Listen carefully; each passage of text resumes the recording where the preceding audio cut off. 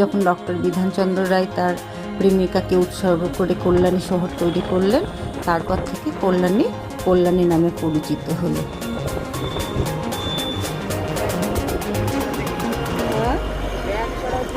এখানে সমস্ত রাস্তাগুলো খুব বড় বড় চওড়া চওড়া রাস্তা।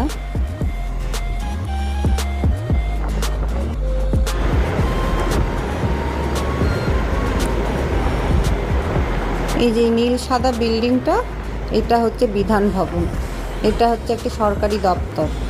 এই যে সামনেই চলে এসছে আমাদের প্রাণের প্রিয় কেন্দ্র সেন্ট্রাল পার্ক।